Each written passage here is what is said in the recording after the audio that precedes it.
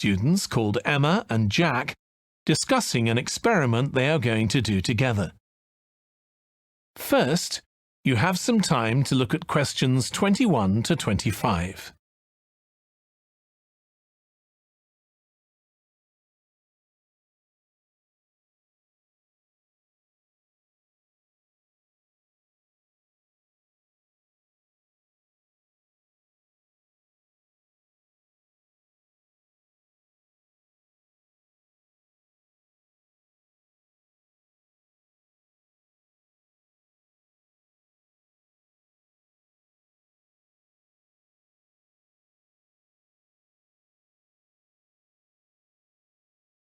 Now listen carefully and answer questions 21 to 25. We've got to choose a topic for our experiment, haven't we, Jack? Were you thinking of something to do with seeds? That's right. I thought we could look at seed germination, how a seed begins to grow. OK. Any particular reason? I know you're hoping to work in plant science eventually. Yeah, but practically everything we do is going to feed into that. No, there's an optional module on seed structure and function in the third year that I might do. So I thought it might be useful for that. If I choose that option, I don't have to do a dissertation module. Good idea. Well, I thought for this experiment, we could look at the relationship between seed size and the way the seeds are planted. So we could plant different sized seeds in different ways and see which grow best. OK. We'd need to allow time for the seeds to come up. That should be fine if we start now. A lot of the other possible experiments need quite a bit longer. So that'd make it a good one to choose. And I don't suppose it'd need much equipment. We're not doing chemical analysis or anything.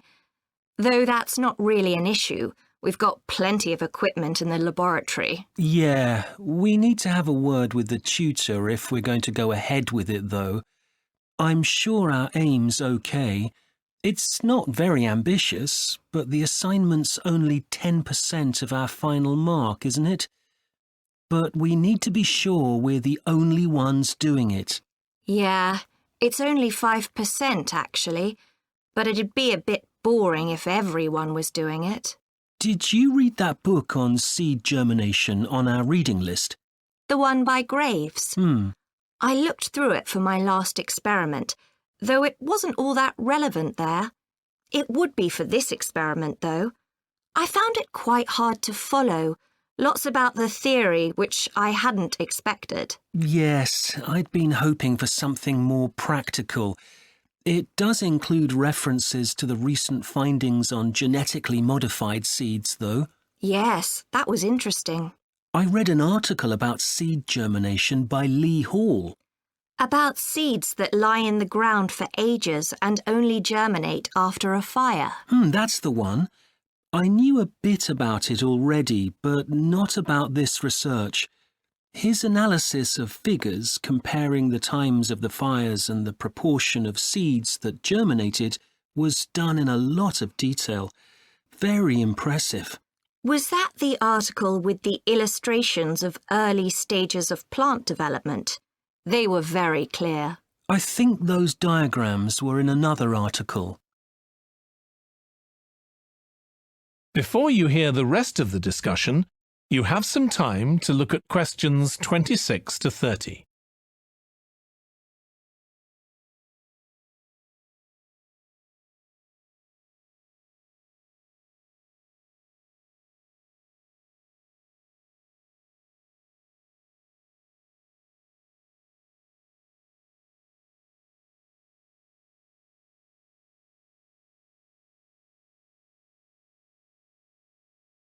Now listen and answer questions 26 to 30.